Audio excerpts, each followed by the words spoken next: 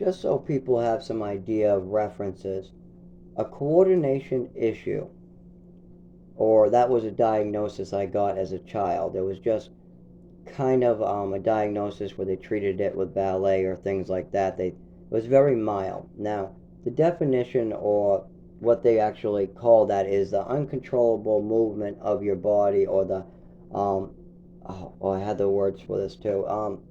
So the where you can't move your body properly, where you lose your coordination, like if you try to do something with your body, it doesn't quite do it.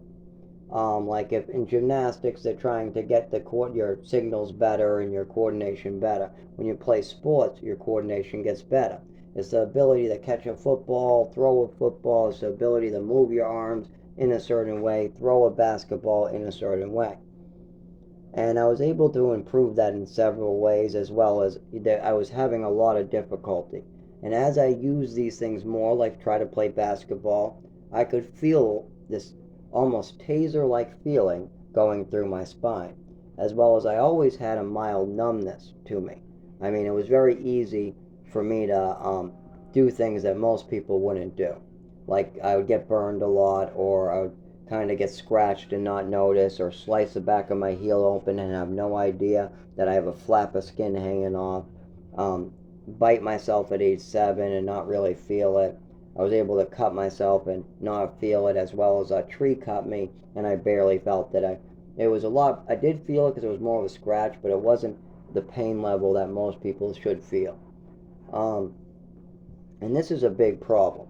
But a coordination issue is very different than a neurological issue where you send a signal out and it causes a seizure or a shake.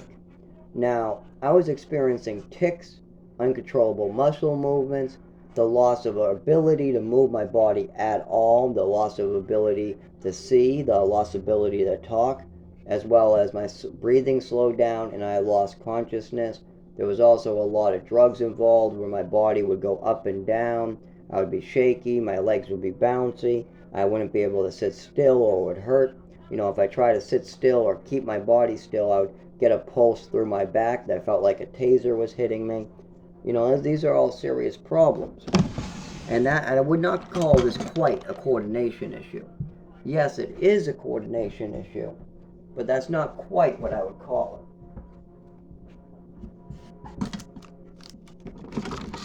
What I would call it is a neurological issue. The output of my brain, the neurological signals that my brain sends to my body through my nervous system, is getting blocked, changed, or altered on the way down. Sometimes I experience a uncomfortable feeling through my back and through my nervous system when sending these signals. And if I overload my nervous system, like try to do too many things at once, that will cause what they call a seizure or seizure activity or seizing, when my body shakes uncontrollably to the floor and it seizes. That, or when I have a full-blown seizure and my head gets banged repeatedly, but I don't know it because I'm unconscious. I just wake up with all these bloody scars and scratches and be told, wow, during a seizure your head really smashed against that cement. Oh, I didn't know. That sounds bad.